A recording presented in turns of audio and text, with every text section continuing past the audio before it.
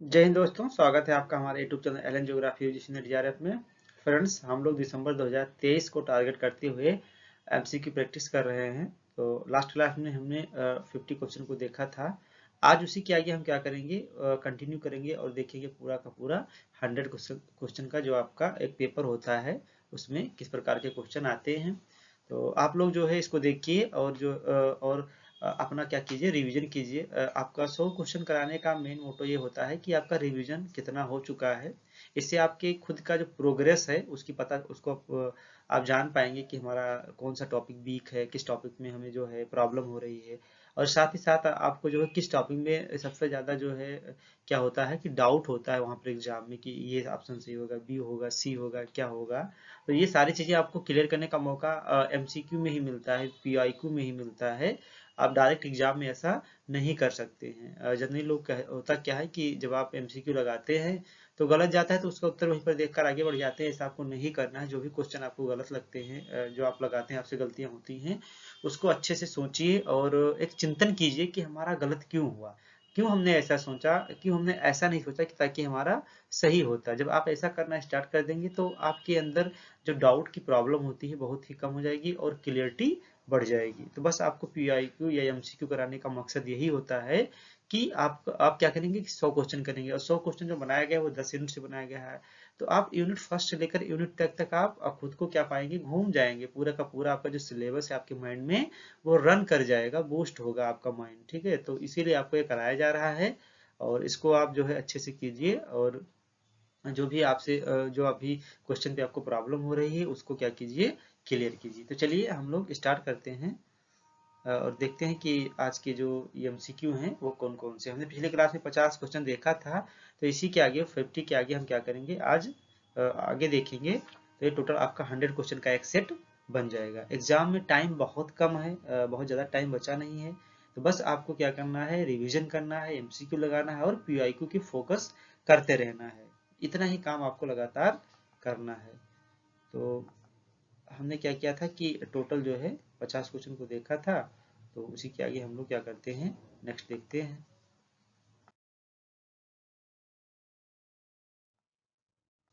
ये सारे क्वेश्चन हमने देख लिए थे, आप लोगों ने अगर लगाया होगा।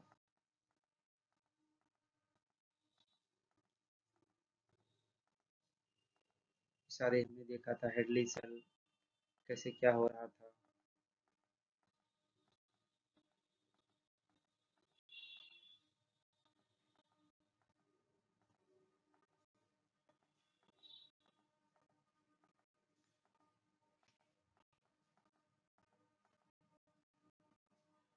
हमने गार्डन सिटी की बात की थी और इसके आगे आज से हमको यहाँ से देखना है क्वेश्चन नंबर 51। तो ये रहा क्वेश्चन नंबर 51 आपकी स्क्रीन पे। तो चलिए इसको हम क्या करते हैं, सॉल्व करते हैं। ये क्वेश्चन कह रहा है कि विश्व के विभिन्न हिस्सों में स्टेट फार्मिंग को निम्नलिखित में दिए गए सही जोड़ों का मिलान कीजिए। यानी जो वर्ल्ड के अलग अलग रीजन है वहां पर फार्मिंग को अलग अलग जो स्टेट फार्मिंग होती है, स्टेट में ESTATE जो ई स्टेट फार्मिंग होती है, तो इस फार्मिंग को अलग अलग क्षेत्र में अलग अलग नामों से जाना जाता है। ये पीवाईक्यू है, यहाँ पे इस पे कई बार क्वेश्चन आया है तो इसलिए इसको क्या कर लिए हैं, शामिल कर लिए हैं। ऑप्शन है ये है लैंड फाडिया होगा, सॉरी लैंड लैट फंडिया पढ़ा जाएगा इसको, ये लटी फंडिया लिख दिया गया है, इसको पढ़ेंगे लैट फंडिया। ठीक है, एक है रैंच, एक है फजेंडा और दूसरा है प्लांटेशन। ऑप्शन में है यूरोप, सॉरी ये फर्स्ट नंबर पे यूरोप है, एग्लो अमेरिका, लैटिन अमेरिका और एशिया। अब आपको क्या बताना है कि कौन सी प्रकार की एग्रीकल्चर जो है किस प्रकार के एरिया में परफॉर्म की जाती है। तो ये जो लैंड फंडिया नाम का जो कृषि है ये कहाँ पे की जाती है, ये की जाती है आपके यूरोप में। कहाँ पे की जाती है, यूरोप में की जाती है। रैंचेस जो कृषि की जाती है वो कहाँ पे की जाती है, एंग्लो अमेरिका। एंग्लो अमेरिका किसे कहते हैं, जो यूएसए और कनाडा को मिला देते हैं तो उसको हम एंग्लो अमेरिका बोलते हैं। फजेंडा के कृषि एग्रीकल्चर कहाँ पे किया जाता है, लैटिन अमेरिका में। लैटिन अमेरिका में विशेषकर जो आपका ब्राजील है वहाँ पे कहवा के जो बागान होते हैं, जो कहवा का जो गार्डन होता है उसको क्या बोलते हैं, फजेंडा बोलते हैं। और प्लांटेशन का मतलब क्या हुआ, जो रोपण कृषि होती है वो कहाँ पे होती है, एशिया में। रोपण कृषि क्या है, जैसे गन्ना हो गया, कहवा हो गया, तंबाकू हो गया, ये सब क्या है, रोपण फसलें, इसको हम रोपते हैं। तो इसका राइट आंसर क्या हो जाएगा, 1 2 3 एंड 4। तो इसका राइट आंसर हो जाएगा C is the right answer. ये कई बार आपके एग्जाम में पूछा गया, इसलिए ये मोस्ट इंपॉर्टेंट क्वेश्चन आपके लिए बन जाता है। नेक्स्ट है 52 कि झूम कृषि की आवश्यक विशेषता क्या है, कि जो झूम कल्टीवेशन होता है, झूम एक प्रकार के आदिम जनजातियों के द्वारा, ट्राइबल पीपल के द्वारा की जाने वाली कृषि होती है। तो इसकी प्रमुख विशेषता क्या होती है? इसमें फसलों का आवर्तन होता है, यानी फसलें बार बार जो है चेंज की जाती हैं। खेतों का आवर्तन होता है, खेत बार बार परिवर्तन किए जाते हैं। एकल फसलें उगाई जाती हैं। उर्वरकों का भरपूर प्रयोग होता है। तो इसका बताना कि कौन सी सबसे बेस्ट क्या है, इसकी करेक्टरिस्टिक्स है किसकी, जो झूम एग्रीकल्चर प्रैक्टिस यानी झूम कृषि जो प्रैक्टिस की जाती है। तो झूम में क्या होता है कि जो ये लगभग पहाड़ी क्षेत्रों में लगभग की जाती है जनजातियों के द्वारा, जंगलों को काट दिया जाता है, उसको जला दिया जाता है। 2-3 सालों तक यहाँ पर खेती होती है, उसके बाद इस खेत को चेंज कर दिया जाता है, क्योंकि यहाँ की उर्वरता कम हो जाती है, और दूसरे स्थान पे भी जंगलों को काट कर जलाया जाता है और वहां पर कृषि की जाती है। तो इसमें जो खेतों का आवर्तन यानी खेत यहाँ पे लगातार क्या होते रहते हैं, बदलते रहते हैं। ना तो यहाँ पर एकल फसली होती है बहुत ज्यादा, ना फसलों का आवर्तन होता है, न उर्वरकों का भरपूर सॉरी प्रयोग होता है। तो इसकी सबसे बड़ी विशेषता क्या होती है?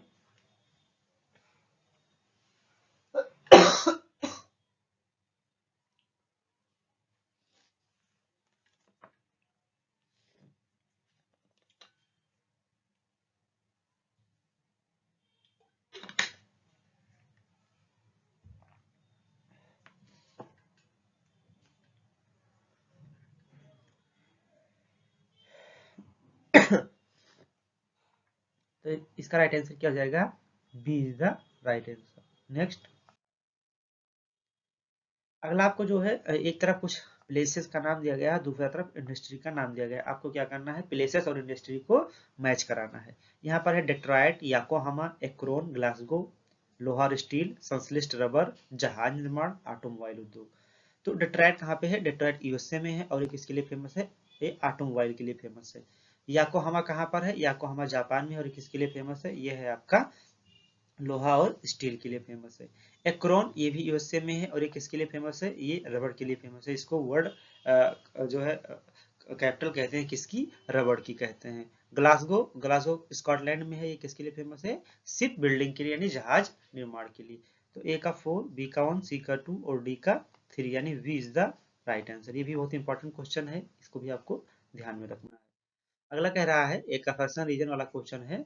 तो असर्शन कह रहा है कि भारत में कृषि और संबंध गतिविधियां स्थिर होती हैं। ठीक है, नहीं भारत में अगर एग्रीकल्चर का कार्य देखा जाए या उससे रिलेटेड जो वर्क हो रहे हैं वो लगभग लगभग स्थिर है। स्थिर का मतलब कि जितना उत्पादन इस साल हो रहा है 2023 में, लगभग उतना ही प्रोडक्शन 2024 में हो रहा है, और लगभग उसी के आसपास ऐसे ही बढ़ रहे हैं। तो ऐसा क्यों हो रहा है? क्योंकि भारत के सकल घरेलू उत्पाद में कृषि और उसके संबंध गतिविधियों का योगदान लगातार घटा है। तो देखा जाए तो इस समय इंडियन इकोनॉमी में सबसे अधिक जो कंट्रीब्यूशन है वो सर्विस सेक्टर का है, उसके बाद जो है सेकेंडरी सेक्टर का है, और सबसे लास्ट में प्राइमरी सेक्टर का है, जिसमें क्या है आपका एग्रीकल्चर का नाम आता है। तो लगातार देखा गया है कि कुछ वर्षों में, पिछले 10-12 वर्षों में लगातार एग्रीकल्चर पहले जो कि 1950-51 में डोमिनेंट पे था, जो है फर्स्ट प्लेस पे था, वो अब थर्ड स्टेज पे, थर्ड प्लेस पे आ गया है। तो इसीलिए लगातार इसका योगदान घट रहा है आपके इकोनॉमी में। तो इसीलिए जो भारत में कृषि और उससे संबंधित गतिविधियां हो रही हैं वो भी क्या हो रही हैं, घट रही हैं। तो इसमें ए भी सही है, आर भी सही है, और उसकी दोनों क्या कर रहा है, व्याख्या भी कर रहा है। तो A is the right answer. Next क्या कह रहा है? नेक्स्ट कह रहा है कि निम्नलिखित में से कौन सा कृषि भौगोलिक दृष्टिकोण फसल विविधीकरण का अध्ययन करने के लिए सही है, यानी कौन सा आप जो है अप्रोच लगाएंगे तो आपको क्रॉप डाइवर्सिफिकेशन के बारे में पता चलेगा। ऑप्शन है वस्तु से संबंधित अप्रोच, व्यवस्थित अप्रोच, क्षेत्रीय अप्रोच यानी रीजनल अप्रोच, या बिहेवियरल अप्रोच। तो किस अप्रोच का प्रयोग करके आप क्रॉप डाइवर्सिफिकेशन का स्टडी करते हैं? तो क्रॉप डाइवर्सिफिकेशन के लिए जो हम अप्रोच लगाते हैं वो क्या होता है, रीजनल अप्रोच होता है। हर रीजन में जाके देखते हैं कि वहां पर उस विशेष रीजन में एक रीजन को चूज कर लेते हैं, और इसमें देखते हैं कि कितने प्रकार की फसलें उगाई गई हैं, फसलों के साथ साथ पशुपालन किया जा रहा है कि नहीं किया जा रहा है। यानी फसल विविधीकरण को देखने के लिए आप किस अप्रोच का प्रयोग करते हैं, रीजनल अप्रोच का प्रयोग करते हैं, क्षेत्रीय उपागम का प्रयोग करते हैं। अगला है कि भारत की विशेष आर्थिक क्षेत्र यानी एसईजेड बोले तो स्पेशल इकोनॉमिक जोन पॉलिसी जो है वो कब लागू की गई थी। यानी आपको बताना है कि इंडिया में एसईजेड जो है स्पेशल इकोनॉमिक जोन, यानी इंडिया में देखेंगे तो कुछ ऐसे रीजन हैं उसको स्पेशल इकोनॉमिक जोन घोषित किए गए हैं। यानी यहाँ पर जो है टैक्स सरकार कम लेती है और उनको मूलभूत सुविधाएं भी प्रोवाइड कराती है ताकि इंडिया का जो एक्सपोर्ट है बाहर के लिए वो ज़्यादा से ज़्यादा बढ़ सके। जैसे कांडला को फ्री पोर्ट कहा जाता है क्योंकि वहाँ पर टैक्स बहुत ही कम लगता है और उस एरिया में जितने एरिया को एसईजेड घोषित किया गया है वहाँ पर सरकार क्या कर रही है, लगातार बहुत सारी सुविधाएं भी प्रोवाइड करा रही है। इसका प्रमुख उद्देश्य है कि भारत का ज़्यादा से ज़्यादा जो एक्सपोर्ट है वो बढ़े, क्योंकि टैक्स लगा देते हैं तो गुड्स महंगा हो जाता है और वो इंटरनेशनल मार्केट में क्या होता है, कंपटीशन नहीं कर पाता है। तो ये कब लगाया गया कह रहा है 1999 में, 2000 में, 2001 में, 2002 में। तो एसईजेड जो इंडिया में आया था वो कब आया था, सन 2000 में आया था। कब आया था, सन 2000 में आया था। नेक्स्ट क्या है, यहाँ पर कुछ जो है स्कॉलर के नाम दिए गए हैं और इधर कुछ क्या है उसकी विधियां दी गई है। तो आपको बताना है, ये वैसे देखा जाए तो ये क्राप जो है कॉम्बिनेशन अगर आप लोगों ने पढ़ा होगा तो कई ज्योग्राफर ने दिया था। तो अब देखिए इसमें अंदर से क्वेश्चन पूछा गया कि उन ज्योग्राफर ने कौन कौन सा मेथड का उपयोग किया। यहाँ पर दो, ये क्वेश्चन इंपॉर्टेंट है आपके एग्जाम में लगभग आना तय है। यहाँ से क्वेश्चन हर साल आता है। एक आता है कि क्राफ्ट कॉम्बिनेशन किस किस ज्योग्राफर ने दिया, उसमें आपको असेंडिंग और डिसेंडिंग ऑर्डर में लगाने को जाता है। दूसरा उन्होंने कौन कौन सा मेथड का प्रयोग किया, ये क्वेश्चन आपसे यहाँ पे पूछा गया है। एक तरफ है पाउनेल, वीबर, डोई, रफीउल्ला और इधर उनका क्या दिया गया है, मेथड दिया गया है। तो पाउनेल का मेथड क्या था, उसके बाद वीबर का क्या था और डोई का क्या था और उसके साथ साथ ही रफीउल्ला का क्या था, यही आपको क्या करना है, बताना है। तो जो पाउनेल थे उनका जो मेथड था वो था माध्य धनात्मक विचलन विधि, यानी मीन डेविएशन मेथड। क्या था, मीन डेविएशन मेथड। उसके बाद जो बीवर थे इनका था जो है न्यूनतम विचलन विधि, यानी मिनिमम डेविएशन मेथड। और बीवर में संशोधन किसने किया था, डोई ने किया था। तो डोई ने क्या दिया, कौन सा विधि अपनाया था, संशोधित न्यूनतम विचलन विधि, यानी इनका न्यूनतम विचलन विधि था तो इसी में इन्होंने क्या किया था, मॉडिफाई किया था। और रफीउल्ला का था मैक्सिमम पॉजिटिव डेविएशन मेथड, तो अधिकतम धनात्मक विचलन विधि। तो इसका राइट आंसर क्या हो जाएगा, इसका राइट आंसर हो जाएगा 1 का 3, वी का 1, यानी ये वाला हो जाएगा option right, B is the right option. ये इंपॉर्टेंट है, आप जो है इसको नोट कर लीजिए, ये आपका जो है एग्जाम में आना क्या है, लगभग तय है। अगला है कि किसी स्थान विशेष के फसल संयोजन का पता लगाने हेतु मानक विचलन की सांख्यिकीय तकनीकी का उपयोग करने वाला पहला व्यक्ति कौन था। ये वही पूछा रहा है कि क्रॉप कॉम्बिनेशन के लिए जो अलग अलग, अभी आपने देखा न्यूनतम विचलन विधि, अधिकतम विचलन विधि, अधिकतम धनात्मक विचलन विधि, न्यूनतम संशोधन विचलन विधि, तो जितने भी विचलन विधि यानी मानक स्टैंडर्ड डेविएशन मेथड का प्रयोग किया गया था उसमें सबसे पहले स्टैंडर्ड डेविएशन मेथड का प्रयोग किसने किया था। ऑप्शन है आपका रफीउल्ला, बीबर, डोई, कोपोक। तो आपको बताना है कि किसने सबसे पहले प्रयोग किया था जो है डेविएशन मेथड का, किसके लिए, क्रॉप कॉम्बिनेशन के लिए। ठीक है, तो सबसे पहले किसने प्रयोग किया था, सबसे पहले प्रयोग किया था बीबर ने। तो बीबर में संशोधन किसने किया, डोई ने। डोई के बाद रफीउल्ला जी आए, रफीउल्ला के बाद सबसे लास्ट में कौन आए थे 1964 में, कोपोक महोदय आए थे। ये आपका जो है बहुत इंपॉर्टेंट क्वेश्चन है क्रॉप कॉम्बिनेशन का, और यहाँ से एग्रीकल्चर ज्योग्राफी में क्वेश्चन खूब पूछे जा रहे हैं। अगला है कि भारत में पहाड़ी विकास कार्यक्रम के संबंध में निम्नलिखित से कथनों पर विचार कीजिए। यानी जो हिल डेवलपमेंट प्रोग्राम चलाया गया था इंडिया में, तो वो हिल डेवलपमेंट प्रोग्राम के बारे में कौन सा कथन आपसे कह रहा है कि सही है, वही आपको क्या करना है, बताना है। ठीक है, पहला ऑप्शन है कि इसे 5वीं पंचवर्षीय योजना के दौरान लागू किया गया था। यह योजना भारी उद्योग की शुरुआत पर केंद्रित थी। और तीसरा है कि इसका उद्योग पश्चिम बंगाल, असम, उत्तराखंड और तमिलनाडु राज्यों के पहाड़ी क्षेत्रों को कवर करना था। ये आपका जो है रीजनल ज्योग्राफी का क्वेश्चन है। इंडिया में जो रीजनल वाला पोर्शन है, रीजन जिसके बारे में बताया गया है कि कितने रीजन है, आर्थिक प्रदेश कितने हैं, कृषि रीजन कितने हैं इंडिया में, तो वहीं से पूछा गया था। तो इंडिया में जो है अलग अलग रीजन के लिए क्या पहले क्या किया गया था कि पूरे इंडिया के लिए पॉलिसी बनाई जाती थी, लेकिन बाद में पता चला कि इंडिया में इतनी डाइवर्सिटी है कि पूरी पॉलिसी पूरे इंडिया पे लागू नहीं हो पाती है। तो उसके लिए हमने क्या किया कि अलग अलग ज्योग्राफिकल रीजन के लिए अलग अलग कंडीशन होती है, अलग अलग रिक्वायरमेंट होती है। अब आप जितनी भारी इंडस्ट्री मैदानी क्षेत्र में लगा सकते हैं उतनी भारी इंडस्ट्री पहाड़ी क्षेत्र में नहीं लगा सकते हैं। तो भारत ने क्या किया, अलग अलग रीजन को डिवाइड करके ज्योग्राफर के द्वारा और अलग अलग रीजन में अलग अलग डेवलपमेंट की पॉलिसी बनाई। जैसे मरुस्थल विकास कार्यक्रम आया, डिजर्ट जो है डेवलपमेंट प्रोग्राम आया, हिल डेवलपमेंट प्रोग्राम आया, और उसके साथ साथ ही जो है जो प्लेटू डेवलपमेंट प्रोग्राम आया, जो पठारी क्षेत्रों के अलग से विकास करने की बात की गई, तो उसमें जो हिल डेवलपमेंट प्रोग्राम आया था, ये 5वीं पंचवर्षीय योजना के दौरान लगभग आया था। तो ये बात पहला क्या है, बिल्कुल सही है कि जो 5वीं पंचवर्षीय योजना हुई थी उसी के दौरान इसको लागू किया गया था। यह योजना भारी उद्योग की शुरुआत पर केंद्रित था, ऐसा बिल्कुल नहीं था, क्योंकि उस समय जो पहाड़ी रीजन थे वहाँ के रिसोर्स देखे गए कि वहाँ पे कौन कौन से रिसोर्स हैं और उसी रिसोर्स का कैसे हम ऑप्टिमम यूटिलाइजेशन कर सकते हैं, उसी विशेष पर ये योजना आई थी। और इसका उद्देश्य जो है पश्चिम बंगाल, असम, उत्तराखंड और तमिलनाडु राज्यों के पहाड़ी क्षेत्रों को कवर करना था। तो ये भी बात बिल्कुल क्या है, राइट है। तो राइट आंसर क्या हो जाएगा, ए एंड सी, यानी B is the right answer. Next अगला कह रहा है कि जो है ये आपका सेशन रीजन है, तो ये कह रहा है कि कोर परिधि मॉडल यानी कोर पेरीफेरी मॉडल है जो किसका है, कोर पेरीफेरी मॉडल आप लोग कमेंट करके बताइए कि किस विद्वान ने दिया था। तो कोर पेरीफेरी मॉडल में कोर क्षेत्र को प्रबल यानी स्ट्रांग है होता है, जबकि जो परिधि होती है वो क्या होता है, आश्रित होता है। यानी कोर पेरीफेरी मॉडल आपने पढ़ा होगा, तो इसमें एक कोर होता है और एक क्या होता है, उसके चारों तरफ पेरीफेरी में रहने वाले लोग होते हैं। तो इसमें ये बताया गया था कि कोर जो है डिपेंड होता है पेरीफेरी पे, और पेरीफेरी डिपेंड होता है किस पे, कोर पे। कोर किस लिए डिपेंड होता है, क्योंकि कोर में तो एग्रीकल्चर होता नहीं है, तो ये सब्जी हो गया, दूध हो गया, ये सब कहाँ से प्राप्त करता है, पेरीफेरी से प्राप्त करता है। और जितनी भी जो प्रोडक्शन होता है, जैसे मान लीजिए कि कोई मशीन हो गई, किसी प्रकार के कपड़े का हो गया, या किसी प्रकार के ऐसे जो दैनिक जीवन उपयोगी वस्तुएं होती है, वो कहाँ से मिलती हैं, कोर एरिया से। लेकिन कोर एरिया क्या होता है, ज्यादा डेवलप होता है इन कंपेरिजन टू पेरीफेरी के। तो यही पर कह रहा है कि जो कोर परिधि मॉडल में कोर जो होता है वो क्या होता है, ज्यादा स्ट्रांग होता है, और परिधि क्या होती है, आश्रित होती है। तो ये बात बिल्कुल क्या है, सही है। अगला कह रहा है कि यह निर्भरता मुख्य रूप से कोर और परिधि के बीच विनिमय और उत्पादन के संबंधों के माध्यम से संरचित है। या इसका मतलब क्या हुआ कि ये जो रिलेशन डिपेंड करता है कोर और पेरीफेरी के मध्य, किस पे डिपेंड करता है कि एक्सचेंज कितना हो रहा है पेरीफेरी से कोर की तरफ और कोर से पेरीफेरी की तरफ, और प्रोडक्शन कौन ज्यादा कर रहा है, इसी रिलेशन पे डिपेंड कर रहा है। तो ये भी बात क्या है, बिल्कुल सही है, क्योंकि पेरीफेरी जो होता है वो कम प्रोडक्शन करता है वस्तुओं का जो है कोर की तुलना में। तो कोर से पेरीफेरी में वस्तुएं जाती हैं ज्यादा, और पेरीफेरी से भी वस्तुएं आती हैं लेकिन कम आती है। इसलिए कोर जो होता है वो स्ट्रांग होता है, पेरीफेरी जो होता है उसकी तुलना में डिपेंडेंट ज्यादा होता है। तो इसमें ए भी सही है, बी भी सही है, और दोनों का क्या कर रहा है, सही स्पष्टीकरण भी हो रहा है। आप लोग कमेंट करके बताइए कि कोर पेरीफेरी मॉडल जो है किसका है। चलिए हम बता दे रहे हैं, ये मॉडल जो है जॉन फ्रीडमैन का है।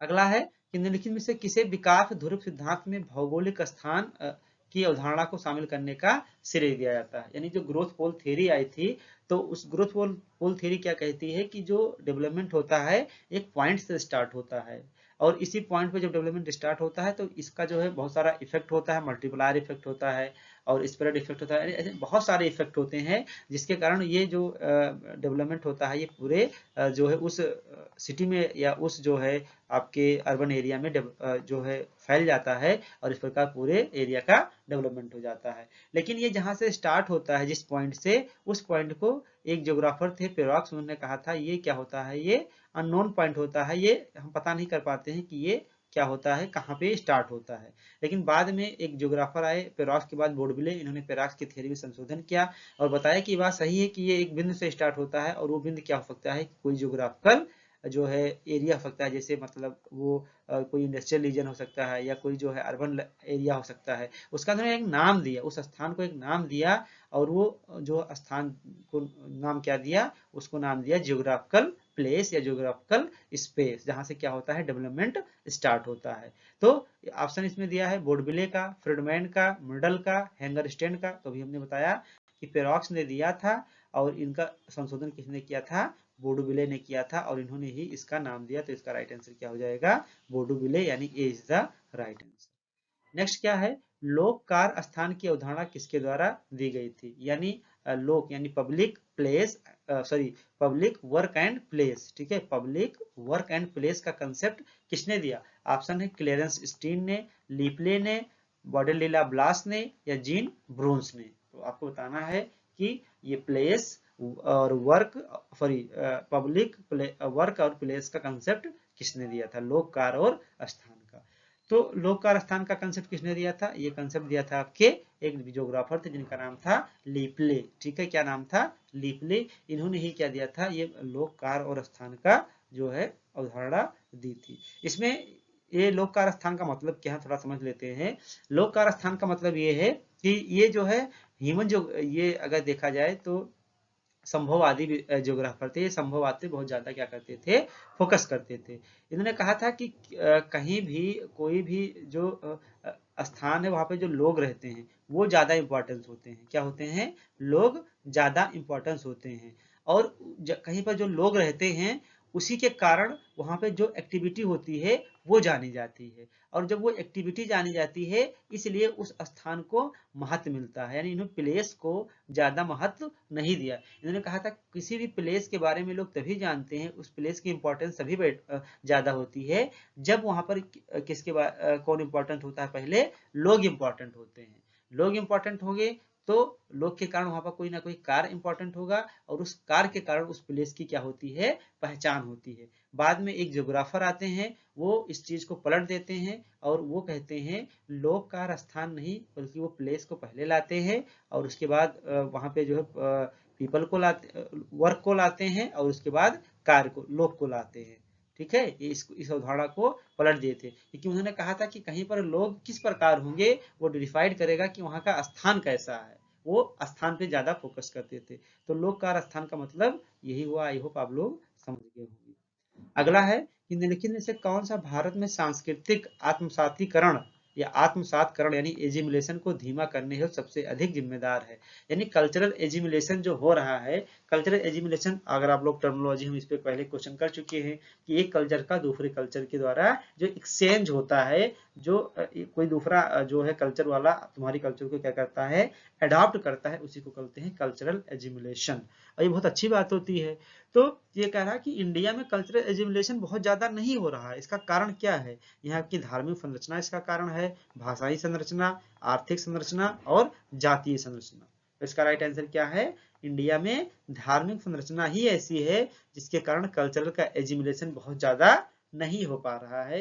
ये एक बाधा का काम कर रहा है, इसलिए हमारे यहाँ कल्चरल का एजिमुलेशन जो हो रहा है वो बहुत ही कम हो रहा है क्योंकि अलग अलग धर्म के लोग रहते हैं और अब थोड़ा बहुत अपने अपने धर्म की में लोगों की क्या है? आस्था होती है और वो किसी दूसरे धर्म के कल्चर को अपने अंदर आत्मसात नहीं करना चाहते हैं। यानी यहाँ इंडिया में रिलीजन जो है, रिलीजन को ज्यादा क्या दिया जा रहा है? इंपॉर्टेंस दिया जा रहा है। किस पे?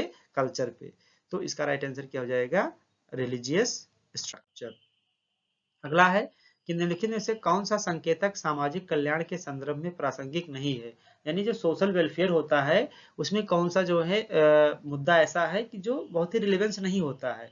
तो पहला है आवास का प्रावधान, यानी आपको आवास मिल रहा है, स्वास्थ्य सुविधाएं मिल रही है, शैक्षिक सुविधाएं आपको मिल रही हैं, या विकासशील देशों में बहुराष्ट्रीय कंपनियों का प्रवेश यानी जो एमएनसी होती हैं, मल्टीनेशनल कंपनियां होती हैं, उसकी एंट्री। तो इसमें कौन सा जो है आपको ऐसा नहीं दिख रहा है कि ये सोशल वेलफेयर का कोई इंडिकेटर हो सकता है? तो पहला है सोशल वेलफेयर का इंडिकेटर आवास का प्रावधान, ये बिल्कुल बात सही है। दूसरा है स्वास्थ्य सुविधाएं, हेल्थ फैसिलिटी यानी हॉस्पिटल आपके अच्छे होने चाहिए, ये भी एक आपका सामाजिक कल्याण की बात कर रही है। और तीसरा है एजुकेशन लेवल आपका अच्छा होना चाहिए। मल्टीनेशनल कंपनियों का आपके यहाँ पहुंचना बहुत जरूरी नहीं है। क्यों जरूरी नहीं है? क्योंकि है जरूरी, लेकिन ये विकास मतलब ये सोशल वेलफेयर का कोई जो है बहुत बड़ा जो है वो मुद्दा नहीं है। क्योंकि मल्टीनेशनल कंपनी आएंगी तो उनका मुख्य उद्देश्य होता है लाभ को कमाना। वो उनको कोई मतलब नहीं है कि आपके यहाँ उनके आने से गरीबी बढ़ रही है जो है या इनक्वालिटी क्रिएट हो रहा है। उनको प्रॉफिट से मतलब होता है। बाकी ये तीनों चीजें क्या करती हैं? सोशल वेलफेयर को स्ट्रांग बनाती हैं। तो राइट आंसर क्या हो जाएगा? डी, क्योंकि यहाँ पूछा है नहीं, अगर आपको चश्मा लगाए होंगे तो। अगला है मैकेंडर ने डॉट डॉट नामक सिद्धांत का प्रतिपादन किया। मैकेंडर ने किस सिद्धांत का प्रतिपादन किया? कॉस्मोस का, विविधता में एकता का, हार्टलैंड थ्योरी या विकास का सिद्धांत? तो आपको बताना है कि मैकेंडर ने किस प्रकार के थ्योरी का प्रतिपादन किया था। तो मैकेंडर ने किस कौन सी थ्योरी दी थी? हार्टलैंड का कंसेप्ट दिया था, यदि आपको याद होना चाहिए या याद होगा। तो इसका राइट आंसर क्या हो जाएगा? C is the right answer.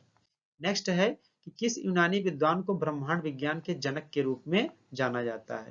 यानी कौन सा ऐसा यूनान का ज्योग्राफर था जिसको हम जो यूनिवर्स है उसका ब्रह्मांड विज्ञान यानी जो यूनिवर्स साइंस होता है उसका हम फादर मानते हैं? इमैनुअल कांट, अनेक्जिमेंडन, हिप्पार्कस या टॉलमी? आपको बताना है यूनानी। तो आपको पहले से पता हो गया कि टॉलमी तो यूनानी है नहीं, कांट तो यूनानी है नहीं, हैं तो यही दोनों, और इसमें जो थे वो एनाक्सिमेंडर जो थे, इनको हम बहुत सारी, जैसे नोमन का इन्होंने आविष्कार किया, बहुत सारी पुस्तकें लिखी, जिसके कारण इनको ब्रह्मांड विज्ञान का जनक माना जाता है। किसके अकॉर्डिंग? यूनान के अकॉर्डिंग, और यूनान जियोग्राफर के अकॉर्डिंग। तो इसका राइट आंसर क्या हो जाएगा? B is the right answer. अगला है कि सभी भौगोलिक प्रगति में प्रमुख विचार स्थलीय एकता, स्थलीय एकता को इंग्लिश में बोलते हैं टेरेस्ट्रियल यूनिटी। क्या बोलते हैं? Terrestrial unity. तो टेरेस्ट्रियल यूनिटी का कंसेप्ट किसने दिया, यही आपको बताना है। ऑप्शन है जीन ब्रून्स ने, फ्रेडरिक रेडजल ने, वाइडल डीला ब्लास ने, रिचर्ड हार्टसोन ने। तो आपको बताना है कि टेरेस्ट्रियल यूनिटी का कंसेप्ट किस विज्ञान, किस जियोग्राफर के द्वारा दिया गया था। तो जो टेरेस्ट्रियल यूनिटी का कंसेप्ट था वो किसके द्वारा दिया गया था? वो वाइडल डीला ब्लास के द्वारा दिया गया था, जिसके आधार पे इन्होंने बताया था कि संपूर्ण विश्व में, संपूर्ण ब्रह्मांड में कोई ऐसी जो है ऑब्जेक्ट नहीं है जो एक दूसरे से इंटरकनेक्ट ना हो। इसी को इन्होंने क्या बोला था? टेरेस्ट्रियल यूनिटी बोला था।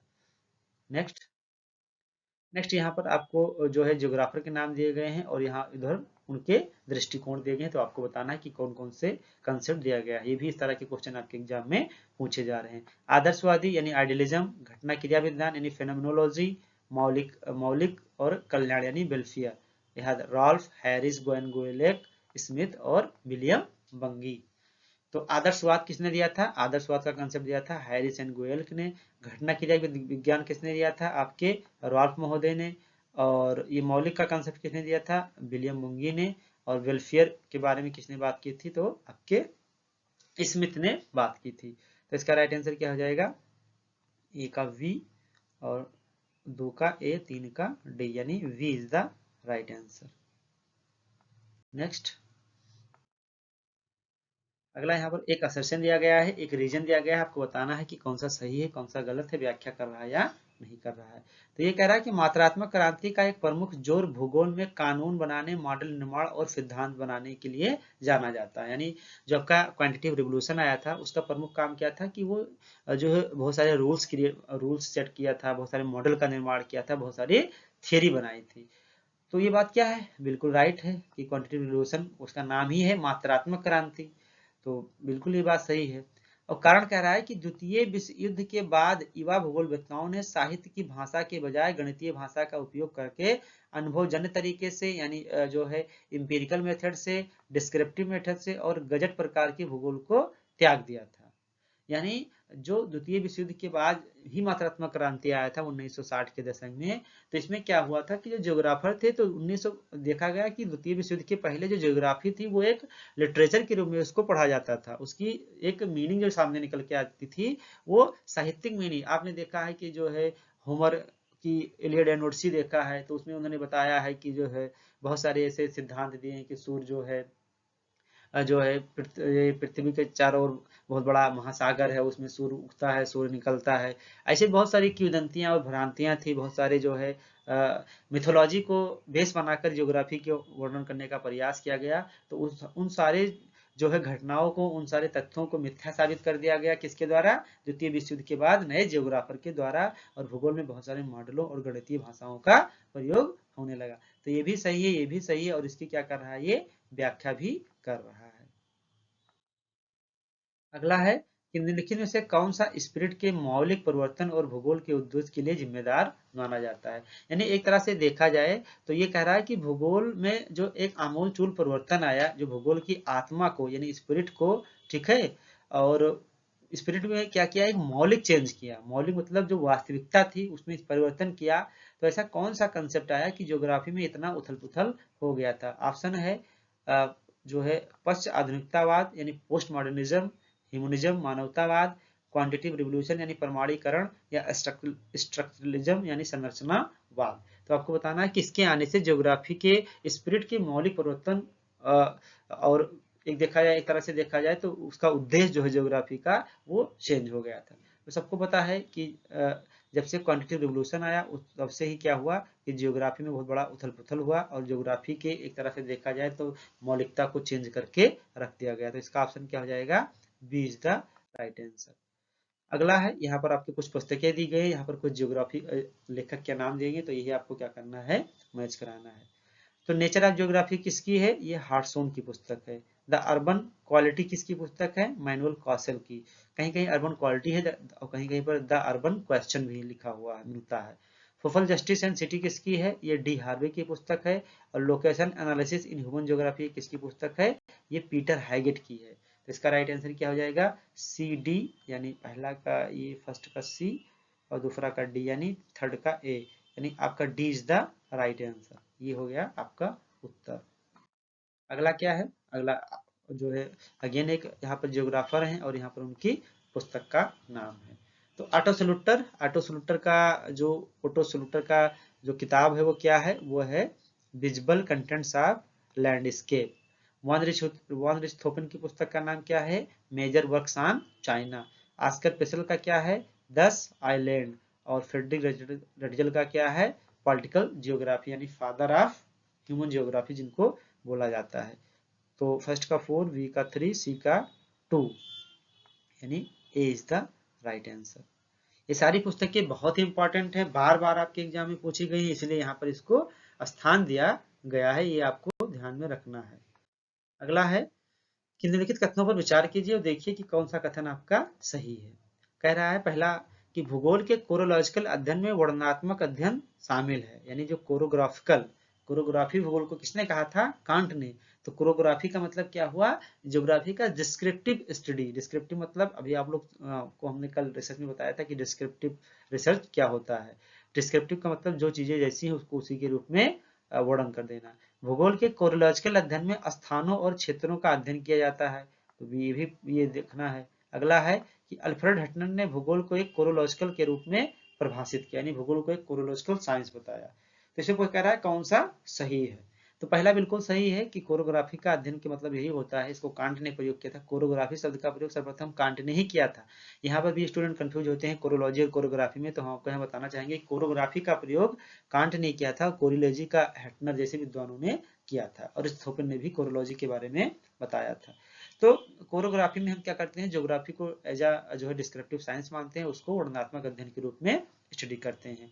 कोरोलॉजी में क्या होता है? कोरोलॉजी का मतलब हुआ क्षेत्रीय अध्ययन, यानी एक क्षेत्र कोई एक स्पेस दूसरे स्पेस से किस प्रकार डिफरेंट है, उसी स्टडी को बोला जाता है कोरोलॉजी, जो कि क्या करता है? आपका जियोग्राफी करता है। और कोरोलॉजी के बारे में जानकारी किसने दी थी? आपके हिटनर ने। तो इसमें तीनों ऑप्शन क्या है? सही है, 1, 2 एंड 3। नेक्स्ट क्वेश्चन को हम स्किप करेंगे क्योंकि इसमें जो है ये थोड़ा सा गलत टाइप हो गया है, ठीक है, तो इसको हम स्किप कर देते हैं। अगला है कि मानचित्र प्रक्षेपण यानी प्रोजेक्शन ऐसा कौन सा है जिसमें सभी अक्षांश रेखाएं मानक समानांतर होती हैं, यानी स्टैंडर्ड पैरेलल होती हैं? सिनुसाइडल प्रक्षेपण, मॉलविड, अंतरराष्ट्रीय या बोन प्रक्षेपण? तो इसमें आपको कौन सा ऐसा प्रोजेक्शन होता है जिसमें सभी के सभी जो पैरेलल होते हैं वो स्टैंडर्ड पैरेलल होते हैं, सभी अक्षांश रेखाएं? तो इसका राइट आंसर क्या हो जाएगा? बोन्स। बोन्स जो है कोनिकल का एक सूडो कोनिकल होता है, ये कोनिकल का ही रूप होता है जिसमें जितने भी अक्षांश रेखाएं होती हैं वो क्या होती हैं? मानक अक्षांश रेखा समानांतर कहलाती हैं। अगला है कि प्रतिगमन समीकरण में यानी रिगर्सन जो एक क्वेश्चन बनाते हैं उसमें छोटे b का अर्थ क्या होता है? जैसे हमने एक बना दिया y बराबर a प्लस बी एक्स, ये हो गया आपका रिगर्सन का इक्वेशन।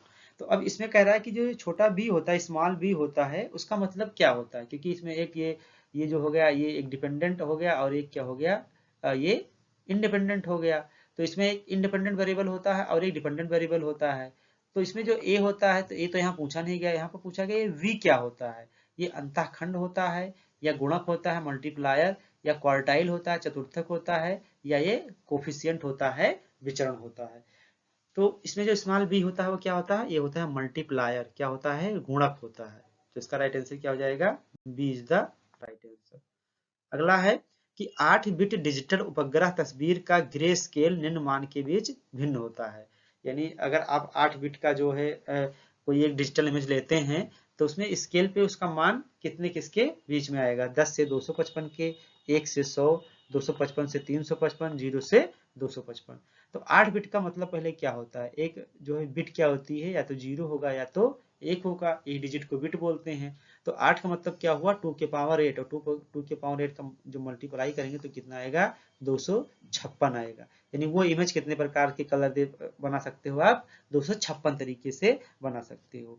तो यदि आप इसको देखा जाए कि 0 से 255 के बीच में काउंट करोगे तो 0 भी काउंट होगा, और 255 ऑलरेडी है ही, 255 और 0 एक क्या हो गया, 256। तो इसका राइट आंसर क्या हो जाएगा, 0 से 255 नंबर आप इसको क्या कर सकते हैं, डिवाइड कर सकते हैं, 0 से 255 के बीच में बांट सकते हैं, ठीक है।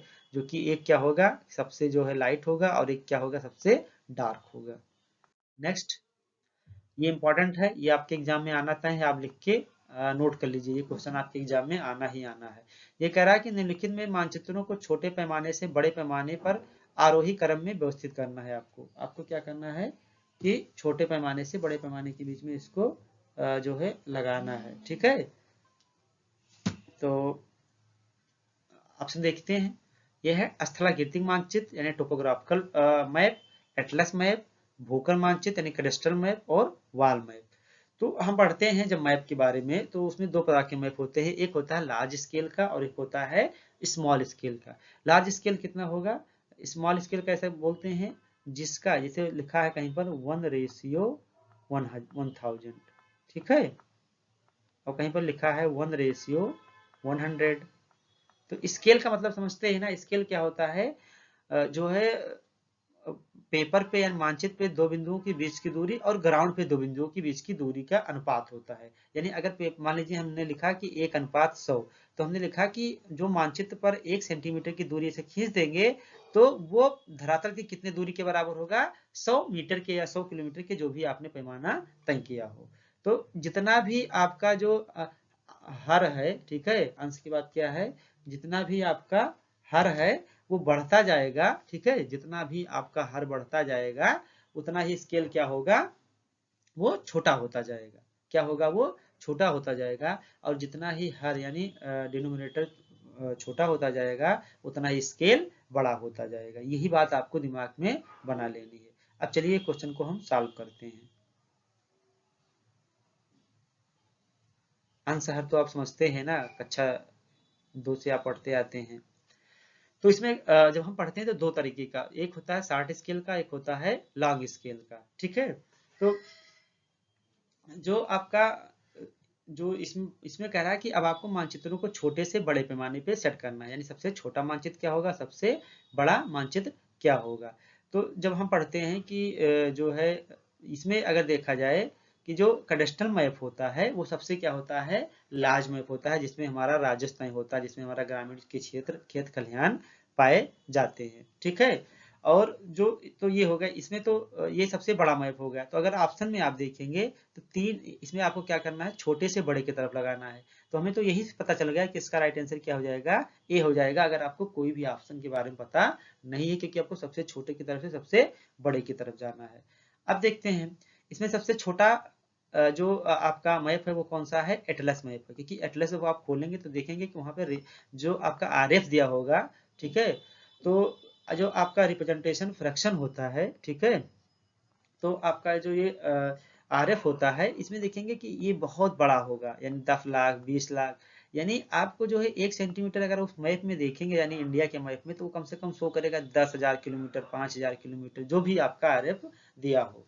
तो ये जितना भी नीचे बड़ा होगा, हमने बताया था, ये अंश होगा, ये हर हो गया, तो जितना ही आपका हर बड़ा होगा वो मैप उतना ही क्या होगा, छोटा होगा। तो इसमें सबसे छोटा मैप क्या होता है, आपका एटलस होता है, ठीक है। ये एक प्रकार का क्या है, स्मॉल स्केल का मैप है। उसके बाद जो आपके रूम में जो मैप टंगे होते हैं शो ऑफ के लिए, शायद कुछ लोग देखते भी होंगे, ठीक है, वो शो ऑफ नहीं करना चाहिए, उसको पर डे देखना चाहिए। तो ये जो मैप वॉल मैप होता है वो क्या होता है, वो इससे थोड़ा सा बड़ा होता है। इससे बड़ा क्या होता है, आपका ये टोपोग्राफिकल मैप होता है, जिसमें फिजिकल फीचर्स दिए होते हैं। और जो सबसे बड़ा मैप होता है वो होता है आपका भूखंड मानचित्र यानी कैडस्ट्रल मानचित्र। तो इसका राइट आंसर क्या हो जाएगा, ए, यानी 2413। दीवालों को सजाने के लिए मैप नहीं होता है, मैप अगर आप पर डे देखेंगे तो आपको नई नई जानकारी और नए नए लोकेशन आपको देखने को मिल सकते हैं।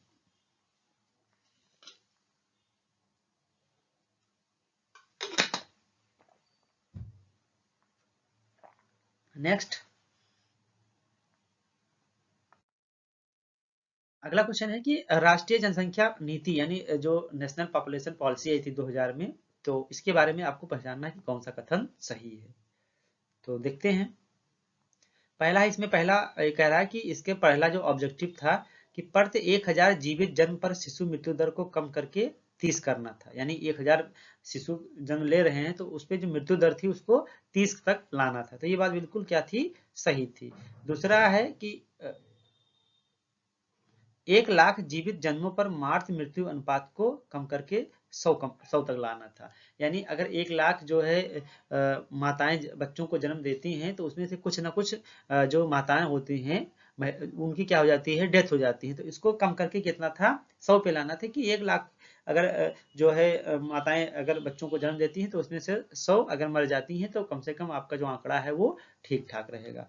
अगला है जो कम्युनिकेबल डिजीज होती है यानी संचारी रोगों को रोकना और नियंत्रित करना। ये भी क्या था, पॉपुलेशन पॉलिसी 2000 का एक ऑब्जेक्टिव था। लेकिन ये जो कह रहा है कि देश में महिलाओं में 100% साक्षरता हासिल करना, ऐसा किसी भी प्रकार का ऑब्जेक्टिव हमारे पॉपुलेशन पॉलिसी 2000 में नहीं था। तो इसका राइट आंसर क्या हो जाएगा, 1, 2 एंड 3 यानी D is the right answer. ये इंपॉर्टेंट है, ये भी आपके एग्जाम में पूछा जा सकता है। अगला है कि निम्नलिखित में से कौन सा पूर्वांचल पहाड़ियों की सबसे ऊंची चोटी है। ऑप्शन है सारामाती, फाउपुई, दफाबम, जपाबो। ठीक है, तो इसमें आपको बताना है कि पूर्वांचल पहाड़ियां हैं जो आपका 7 सिस्टर स्टेट है, जिसमें आपका आता है अरुणाचल प्रदेश हो गया, नागालैंड हो गया, मणिपुर हो गया, मिजोरम हो गया, मेघालय हो गया और आसाम हो गया। तो इसी रीजन में जो पहाड़ियां पाई जाती हैं उसमें सबसे ऊंची चोटी किसकी है। तो सारामाती तो नागालैंड की है, लेकिन जो इधर चारों ऑप्शन में सबसे ऊंची चोटी है वो है फाओपोई। अब आपको एटलस में ढूंढ के बताना है कमेंट करके कि फाओपोई जो ये आपका चोटी है वो किस स्टेट में अवस्थित है। नेक्स्ट अगला है कि किस राज्य में अनुसूचित श्रेणी में कोई भी जाति नहीं। यानी आपका जो अनुसूचित श्रेणी जो आपका एससी कम्युनिटी होती है, ठीक है, एससी और एसटी कम्युनिटी होती है। तो एससी तो होती है अनुसूचित श्रेणी और अनुसूचित जाति, लेकिन जो एसटी होती है वो अनुसूचित जनजाति होती है। तो ये कह रहा है कि किस स्टेट में जो अनुसूचित श्रेणी की पॉपुलेशन है वो नहीं पाई जाती है। ऑप्शन है नागालैंड, मणिपुर, पांडिचेरी या दादरा और नगर हवेली। तो आप देखेंगे कि अनुसूचित श्रेणी की जातियां कहाँ पे नहीं पाई जाती हैं। जो आप नॉर्थ ईस्ट में जाएंगे तो वहां पे देखेंगे कि एससी पॉपुलेशन कम नहीं, कुछ स्टेट में ना के बराबर हैं, बल्कि वहां पर मैक्सिमम पॉपुलेशन कौन सी है, वो सब के सब क्या है, एसटी हैं, शेड्यूल्ड ट्राइब है। तो जो आपका नागालैंड स्टेट है यहाँ पर किसी प्रकार की जो है एससी पॉपुलेशन नहीं पाई जाती है। तो इसका राइट आंसर क्या हो जाएगा, नागालैंड। नेक्स्ट नेक्स्ट यहाँ पर कुछ पासेस दिए गए हैं और कुछ स्टेट दिए गए हैं। जैसे ऑप्शन में है चांगला, डोंगला, लिपलेख, देवशा, जम्मू कश्मीर, सिक्किम, उत्तराखंड, हिमाचल प्रदेश। तो आपको बताना है कि मैच कराना है कि किस राज्य में किस प्रकार के पास पाए जाते हैं। पहला है चांगला दर्रा। चांगला दर्रा कहाँ पे है, जम्मू एंड कश्मीर में। डोंखला दर्रा कहाँ पर है, सिक्किम में। लिपलेख दर्रा कहाँ पर है, उत्तराखंड में। देवसा दर्रा कहाँ पर है, हिमाचल प्रदेश में। अब आप लोग को वीडियो खोल के देखिएगा जो आपको बताया गया था किसके बारे में, दर्रों के बारे में। तो आप वहां से भी ये क्वेश्चन पूछा गया है। ये क्वेश्चन आपके एग्जाम में पिछली बार से कई सालों से पूछा जा रहा है लगातार इंडिया में पासेस के बारे में। तो इसका राइट आंसर क्या हो जाएगा, 1, 2, 3 एंड 4। अगला है कि उत्तराखंड के गढ़वाल क्षेत्र में गोहना झील के लैंडस्लाइड झील के नाम से जाना जाता है। यानी उत्तराखंड में कोई एक झील है गढ़वाल डिस्ट्रिक्ट में, तो वहां पर जो एक गोहाना झील है उसको लैंडस्लाइड झील के नाम से जाना जाता है। और दूसरा कह रहा है कि गोहाना झील का निर्माण पृथ्वी की सतह पर बने भ्रंश और विभंग के कारण हुआ है। तो अब देखेंगे कि दोनों प्रश्न जो है, जो कथन और कारण है, इसमें तो एक गलत है। क्योंकि वहां ऊपर कह रहा है कि गढ़वाल क्षेत्र में क्या है, लैंडस्लाइड झील है। अगर लैंडस्लाइड झील होगी, अगर वो ऑप्शन सही है तो कारण गलत होगा, क्योंकि कह रहा है गोहना झील का निर्माण भ्रंश से हुआ है। तो अगर भ्रंश से होता तो वो लैंडस्लाइड होता नहीं। तो बस यही पर आपको चूज करना है कि कौन सा सही है कौन सा गलत है। तो इसमें जो ए ऑप्शन है वो बिल्कुल राइट है, क्योंकि उत्तराखंड में जो गढ़वाल डिस्ट्रिक्ट में एक जल स्रोत पाया गया था। ये ऐसा जल स्रोत था कुछ इस टाइप का, तालाब की टाइप का बहुत बड़ा, और यहाँ से पानी का निकास हो रहा था यानी एग्जिट कर रहा था यहाँ से पानी, मेल्ट होकर यहाँ पे जो बर्फ से पानी इसको मिल रहा था, लेकिन अचानक से लैंडस्लाइड हुआ और जो इसका जहाँ से ये पानी निकल रहा था तो इसका जो निकास था नली, ये निकास क्या हो गया, बंद हो गया और एक झील का, इस झील में पानी की मात्रा लगातार बढ़ती गई। ठीक है, और बाद में यहाँ पर क्या हुआ था कि अचानक से ये फटने से बहुत बड़ा त्रासदी भी यहाँ पे आई थी। तो ये लैंडस्लाइड झील है, ये बात बिल्कुल सही है। तो लैंडस्लाइड झील का निर्माण किससे हुआ है, भूस्खलन से नहीं हुआ बल्कि किससे हुआ है, लैंडस्लाइड से हुआ है। तो ये कारण क्या हो जाएगा आपका, गलत हो जाएगा। तो ए सही है लेकिन आर क्या है, गलत है। राइट आंसर क्या हो जाएगा, C is the right answer. Next, यहाँ पर कुछ मृदा के नाम दिए गए हैं और वो कैसे बनती हैं, उनके प्रोसेस को आपको क्या करना है, बताना है। तो जलोढ़ मिट्टी का निर्माण कैसे होता है, इसका निर्माण नदियों के द्वारा लाए गए अवसादों के जमाव से होता है। लेटराइट मिट्टी का निर्माण कैसे होता है, लीचिंग प्रोसेस से होता है। ठीक है, आप लेटराइट मिट्टी जब पढ़ते हैं तो उसमें देखते हैं कि प्रोसेस होता है लीचिंग। काली मिट्टी का निर्माण कैसे होता है, जो बसाल्टिक चट्टानें होती हैं उसका अपक्षय और अपर्दन होता है। बसाल्टिक चट्टानें कैसी चट्टानें होती हैं, ज्वालामुखी उद्गार के दौरान निकला जो मैग्मा है जब लावा के रूप में जमता है तो उसी चट्टान को बोलते हैं बसाल्टिक चट्टान। लाल मिट्टी का निर्माण कैसे होता है, मेटामॉर्फिक रूप से, यानी जो सैल होती हैं उनमें चेंजेज आते हैं, परिवर्तन होता है उनका रूप, तो उससे लाल मिट्टी का निर्माण होता है, जिसमें आयरन ऑक्साइड की मात्रा ज्यादा और फेरिक ऑक्साइड की मात्रा ज्यादा पाई जाती है, जिससे फेरिक ऑक्साइड के कारण इसका रंग लाल होता है। तो इसका राइट आंसर क्या हो जाएगा, 4, उसके बाद 3, तो 4 3 1 2। ठीक है, यानी C is the right option. Next, अगला कह रहा है कि कृषि पर राष्ट्रीय आयोग ने भारत को कितने कृषि जलवायु क्षेत्रों में वर्गीकृत किया है। ठीक है, यानी जो कृषि पर एक कमीशन बना है उसका नाम है एग्रीकल्चर कमीशन। क्या है, एग्रीकल्चर कमीशन, यानी कृषि पर राष्ट्रीय आयोग। उन्होंने भारत को कितने कृषि जलवायु क्षेत्रों में डिवाइड किया है। तो हमने पढ़ा था कि जो है योजना आयोग ने, प्लानिंग कमीशन ने, और जो आपका जो है इंडियन रिमोट सेंसिंग एजेंसी है, उन्होंने भारत को 15 जलवायु क्षेत्रों में विभाजित किया था। लेकिन यहाँ पर पूछ लिया कि कृषि पर राष्ट्रीय आयोग जो बनाया गया था, एग्रीकल्चर नेशनल एग्रीकल्चर कमीशन जो बनाया गया है इंडिया में, तो नेशनल एग्रीकल्चर कमीशन ने भारत को कितने जलवायु कृषि क्षेत्रों में डिवाइड किया। ऑप्शन है 124, 125, 126, 127। तो इसका राइट आंसर क्या है, 127, यानी एग्रीकल्चर नेशनल एग्रीकल्चर कमीशन ने इंडिया को 127 एग्रीकल्चर रीजन में डिवाइड किया है। अगला, यहाँ पर कुछ भारत में जातीय संरचना है और इनके क्षेत्र दिए गए हैं, आपको क्या करना है, मैच कराना है। ये आपको पढ़ना पड़ेगा, बीएस जो है गुहा एंड रिजले महोदय के द्वारा भारत में जो रेशियल डिस्ट्रीब्यूशन बताया गया है on the basis of linguistic, उसको अगर आप पढ़ पाएंगे तभी क्वेश्चन करेंगे, और यहाँ से एक क्वेश्चन आपके एग्जाम में पूछा जाता है। यही सब टॉपिक है जहाँ से क्वेश्चन आते हैं, तो आप लोग परेशान हो जाते हैं। बस आप लोग 2 ही 4 टॉपिक पढ़ते हैं। भारत में जो है भारत का भौगोलिक भौतिक प्रदेश पढ़ने में ज्यादा मजा आता है, पर्वत पहाड़ पढ़ दिए बस आपको लगता है कि इंडिया हमारा कंप्लीट हो गया है। कि इंडिया से जो क्वेश्चन पूछे जाते हैं वो रीजनल ज्योग्राफी से ज्यादा पूछे जाते हैं, जो आपको आज कराया जा रहा है ये सब वहीं से क्वेश्चन ज्यादा पूछे जा रहे हैं। तो एक तरफ दिया गया है जो है जातियां, और एक तरफ दिया गया है जो है आपका प्रदेश। तो अंडमान निकोबार द्वीप में किस प्रकार की जातीय फसलें पाई जाती है, यहाँ पे पाए जाते हैं निग्रोटिस, यानी निग्रो। प्रोटोस्टेराइड कहाँ पे पाई जाती है, मध्य भारत के उच्च भूमि में। पश्चिमी ब्राउसी सिपेलिस कहाँ पाए जाते हैं, काठियावाड़ रीजन में। और नोर्डिक प्रजाति कहाँ पाई जाती है, पंजाब और राजस्थान में। तो इसका राइट आंसर क्या हो जाएगा, 1 2 एंड 3 4। तो इसको आपको इंडिया में जो हमने बताया है बीएस गुहा के द्वारा या रिजली महोदय के द्वारा, जो इंडिया में 5 और 6 प्रकार के जो प्रजातियों को डिवाइड किया गया भाषा के आधार पे, उसको आपको पढ़ना है। 19 नंबर क्वेश्चन है कि राष्ट्रीय डेयरी विकास बोर्ड का मुख्यालय कहाँ है। नेशनल जो है ये डेयरी डेवलपमेंट जो बोर्ड है उसका हेडक्वार्टर कहाँ पे है। आनंद, यानी गुजरात के आनंद जिले में, सोनीपत में, मानसेर में, गांधीनगर में। तो यही आपको बताना है कि राष्ट्रीय डेयरी विकास बोर्ड का मुख्यालय कहाँ पर है। तो राष्ट्रीय डेयरी विकास बोर्ड की स्थापना 1970 के आसपास की गई थी। ठीक है, और 1970 के बाद से ही इंडिया में क्या आया था, ऑपरेशन फ्लड, जो कि दूध से संबंधित था। फ्लड का संबंध समझकर आप बाढ़ से मत लगा दीजिएगा।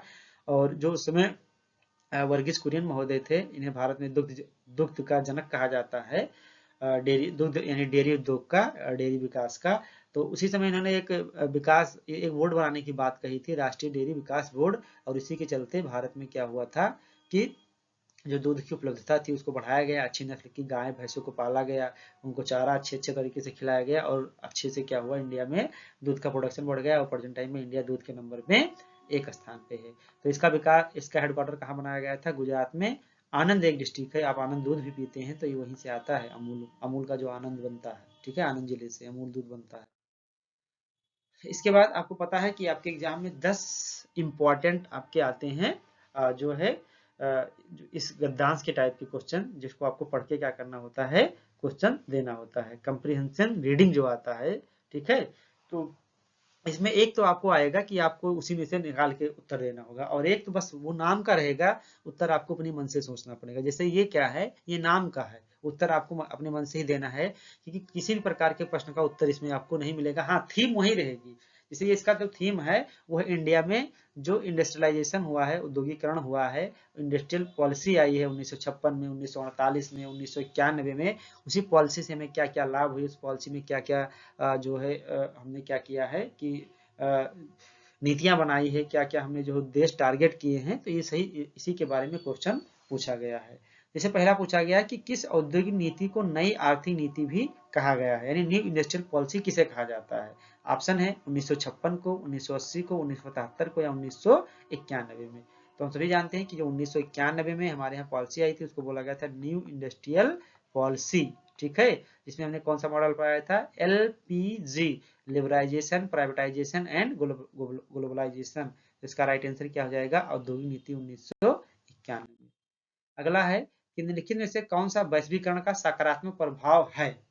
ग्लोबलाइजेशन अगर हो रहा है तो ये कॉमन सा क्वेश्चन है, आपको कहीं किताबों में नहीं मिलेगा। आप लगातार न्यूज पढ़ते हैं, आप सुनते हैं ऐसे शब्दों को कि वैश्वीकरण क्या हो रहा है, लगातार कहते हैं ना ग्लोबलाइजेशन हो रहा है। तो ये कह रहा है ग्लोबलाइजेशन का एक पॉजिटिव इम्पैक्ट क्या हो सकता है? विदेशी निवेश आकर्षित होगा, यानी आपको FDI मिलेगा, घरेलू बाजार को आपको नुकसान होगा, बेरोजगारी बढ़ेगी, या आपके यहाँ माल डंपिंग की समस्या आ जाएगी। तो ऑब्वियस सी बात है कि जब ग्लोबलाइजेशन बढ़ता है तो आपके यहाँ क्या आती है? विदेशी निवेश ज्यादा आते हैं, यानी बाहर से कंपनियां आती हैं, तो ये आपका क्या होता है? मैक्सिमम लाभ मिलता है आपको। अगला है कि निम्नलिखित में से कौन सा वैश्वीकरण का नकारात्मक प्रभाव है? वहां पर सकारात्मक पूछा गया है, यहाँ पर नकारात्मक पूछा जा रहा है। ऑप्शन है विदेशी निवेश आकर्षित होगा, घरेलू बाजार को नुकसान होगा, रोजगार के अवसरों का सृजन होगा, माल और सेवाओं का मुक्त प्रवाह होगा। तो आपको बताना है कि वैश्वीकरण का नकारात्मक प्रभाव क्या है। तो इसमें क्या है वैश्वीकरण का एक नकारात्मक प्रभाव? विदेशी निवेश आकर्षित करना, ये बिल्कुल सही है, आप आकर्षित होगा। रोजगार भी इससे होंगे, माल और सेवाओं का मुक्त प्रवाह होता है, ये भी आपका जो है क्या है? सही है। लेकिन आपका जो डोमेस्टिक मार्केट है उसको क्या होगा? नुकसान भी होता है, ये इसका थोड़ा सा क्या होता है? निगेटिव इम्पैक्ट होता है। तो इसका राइट आंसर क्या हो जाएगा? B is the right answer. अगला है कि किसने असंतुलित विकास का विचार रखा था, यानी अनबैलेंस ग्रोथ का कंसेप्ट किसने दिया था? ऑप्शन है ए वो हर्समैन, फ्रांसिस पेरॉक्स, सकम्पीटर, सॉरी ये सकम्पीटर लिख दिया गया है, ये होगा सुम्पीटर, थोड़ा सा टाइपिंग मिस्टेक कर दिया गया है, सुम्पीटर, ठीक है, या उपरोक्त में से कोई नहीं। सुम्पीटर एक इकोनॉमिस्ट थे, पेरॉक्स भी इकोनॉमिस्ट थे, और हर्समैन भी एक इकोनॉमिस्ट थे, अर्थशास्त्री थे। तो इसमें आपको बताना है कि अनबैलेंस ग्रोथ का कंसेप्ट किसने दिया? तो अनबैलेंस ग्रोथ थ्योरी, अगर आप लोग इसको नहीं भी पढ़े हैं, केवल सिलेबस आपको याद है, तब भी आप लगा लेंगे कि अनबैलेंस ग्रोथ थ्योरी किसकी है? हर्समैन की। इसीलिए आपको कहता हूं कि सिलेबस आपके क्या होना चाहिए? हमेशा माइंड में होना चाहिए। अगला असर्शन है और रीजन है। तो असर्शन कह रहा है कि वैश्वीकरण के लाभ दुनिया भर में सार्वभौमिक नहीं है, यानी हर जगह ग्लोबलाइजेशन का लाभ एक जैसा नहीं है, कहीं पर ज्यादा है तो कहीं पर कम है। तो ये बात बिल्कुल क्या है? 100% सही है। कारण कह रहा है कि वैश्वीकरण ने विकसित एवं अविकसित देशों के बीच असमानता की खाई को गहरा किया है।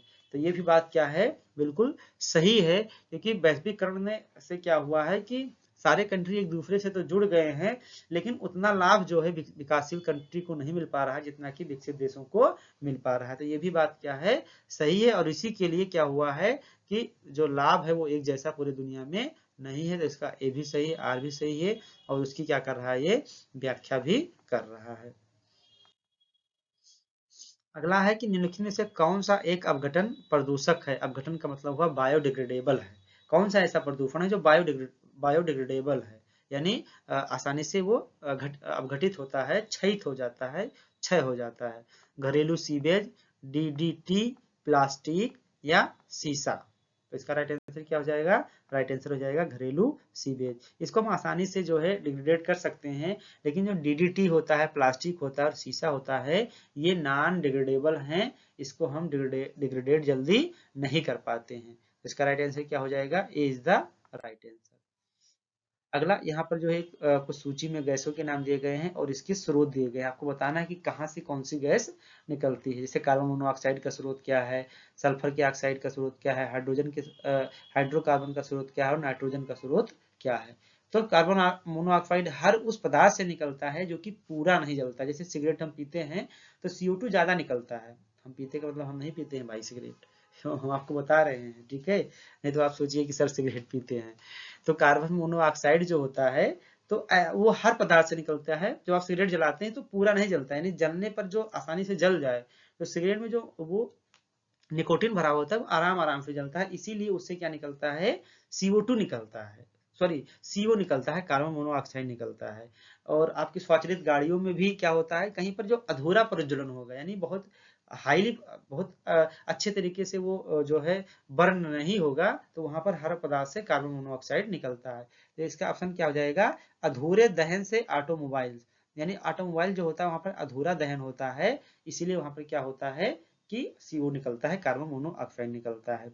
सल्फर के ऑक्साइड कहाँ से निकलते हैं? जो उद्योगों में कोयले और तेल के, जिससे कोई बहुत सारी इंडस्ट्री होती है जिसमें हम एनर्जी के लिए कोयले का प्रयोग करते हैं और ऑयल का प्रयोग करते हैं। तो जो कोयला या ऑयल जलता है तो उससे क्या निकलता है? सल्फर डाइऑक्साइड निकलता है। और हाइड्रोकार्बन कहाँ से निकलता है? जब हम ठोस अपशिष्ट निपटान में, दहन और कृषि दहन में, यानी आपके पास कोई बहुत ज्यादा ठोस अपशिष्ट है या आपका जो एग्रीकल्चर जो वेस्ट निकलते हैं उसको जलाते हैं तो उससे हाइड्रोकार्बन निकलते हैं। और नाइट्रोजन के ऑक्साइड कहाँ से निकलते हैं? नाइट्रोजन के ऑक्साइड निकलते हैं आपके विद्युत संयंत्र जो होते हैं, प्लांट होते हैं, जो औद्योगिक बॉयलर होते हैं, उसमें जो ईंधन जलता है उससे निकलता है। तो इसका राइट आंसर क्या हो जाएगा?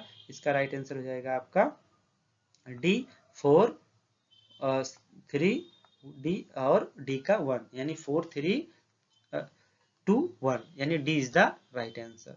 नेक्स्ट कह रहा है कि प्राथमिक प्रदूषक क्या है? प्रदूषक दो प्रकार के होते हैं, एक होता है प्राइमरी, एक होता है सेकेंडरी। तो प्राइमरी पोल्यूटेंट वो होते हैं जो बिना किसी रिएक्ट किए हुए दूसरे पदार्थ से डायरेक्ट आपको नुकसान पहुंचाते हैं, ठीक है? जैसे हो गया आपका CO2 हो गया, SO2 हो गया। ये क्या है? ये जहां से उत्सर्जित हुए वहीं से सीधे आपको नुकसान पहुंचाना स्टार्ट कर देते हैं, सीधे उत्सर्जित होते हैं, किसी से क्रिया नहीं करते हैं। लेकिन बात कर लिया जाए अभी H2SO4 की, ये भी एक प्रकार का प्रदूषक है, ठीक है? ये SO6 हो गया, SO3 हो गया, ये भी एक प्रकार का प्रदूषक है। तो H2SO4 क्या है? ये दो चीजों से मिलकर बना है, H2 यानी जल से, और SO2 यानी SO2 जो होता है जब वो जल से मिल जाता है तो वो बनाता है H2SO4, H2SO4 बनाता है। तो यहाँ पर दो पोल्यूटेंट मिलकर एक पोल्यूटेंट का निर्माण करते हैं, इसलिए ज्यादा खतरनाक हो जाते हैं, ठीक है? तो इसको बोलते हैं सेकेंडरी पोल्यूटेंट। तो प्राइमरी पोल्यूटेंट कौन होते हैं? जो सीधे उत्सर्जित होते हैं, किसी भी प्रकार का किसी भी अन्य पदार्थ से रिएक्शन नहीं करते हैं। तो इसका राइट आंसर क्या हो जाएगा? ए इज द राइट आंसर। अगला है कि निम्नलिखित में से कौन सा द्वितीयक प्रदूषक है? यहाँ पर पूछ लिया गया सेकेंडरी पोल्यूटेंट क्या है। ऑप्शन है सल्फ्यूरिक अम्ल, कार्बोनिक अम्ल, निलंबित कण यानी सस्पेंडेड पार्टिकल मैटर्स, या ए एंड बी दोनों। तो आपको बताना है, अभी हमने बताया सेकेंडरी क्या होता है। सेकेंडरी क्या होगा? जो दूसरे से अपक्रिया करेगा। तो सल्फ्यूरिक अम्ल आपको पता है H2SO4 दो तत्वों से मिलकर बना है। कार्बोनिक अम्ल यानी हाइड्रोक्लोरिक एसिड जो होता है, या HCl जो होता है, ये भी दो से अधिक बनता है। निलंबित कण जो होते हैं वो केवल अकेले होते हैं। तो इसका राइट आंसर क्या हो जाएगा? ए एंड बी दोनों, यानी D is the right answer. और अगला है 100 क्वेश्चन कि निम्नलिखित में से कौन सा प्रदूषक फ्लो आंखों में जलन का कारण बनता है? ऑप्शन है नाइट्रोजन के ऑक्साइड, कार्बन मोनोऑक्साइड, ए व बी दोनों, उपरोक्त में से कोई नहीं। तो आपको बताना है कि कौन सा आंखों में जलन पैदा करता है, आपको ये प्रदूषक का नाम बताना है। तो कौन सा हो जाएगा इसका राइट आंसर? इसका राइट आंसर हो जाएगा नाइट्रोजन के ऑक्साइड। ये आंखों में क्या करते हैं? जलन पैदा करते हैं। तो ये आपका 100 क्वेश्चन का जो एक पिटारा है, जो हमने आपके सामने ज्योग्राफी का कह सकते हैं संग्रह है, वो हमने आपको बताया है। आप देखिए इसका लेवल कैसे है। इसमें क्वेश्चन की डाइवर्सिटी बहुत ज्यादा है। अगर आप 100 क्वेश्चन उठाएंगे, 50 हमने लास्ट क्लास में कराया था और 50 हमने इस क्लास में कराया, तो आप देखेंगे कि आपको 100 क्वेश्चन का बहुत ही अच्छा एक पैकेज मिल रहा है और आप उसको लाभ उठाइए। और मैं आपसे एक रिक्वेस्ट ये करूंगा जरूर कि जो है हमें आपसे कोई जो है डिमांड नहीं है कि हम आपसे जो है पेड कोर्स चला रहे हैं ऐसा कुछ, बस इतना डिमांड रहता है कि आप जो है लोगों को इसको बताइए जो है चैनल के बारे में, और हमारे चैनल को लाइक कीजिए, सब्सक्राइब कीजिए। इतना ही हमारी जो है आपसे क्या है रिक्वेस्ट है। बाकी आपसे कोई भी पेड कोर्स की डिमांड नहीं की जा रही है। क्वेश्चन का लेवल आप लोग देख रहे हैं, तो जितना ही आप जो है लोगों को इसको फॉरवर्ड करेंगे, जितना ही इसको लोग देखेंगे, तो उससे हमें क्या मिलता है, मोटिवेशन मिलता है बस।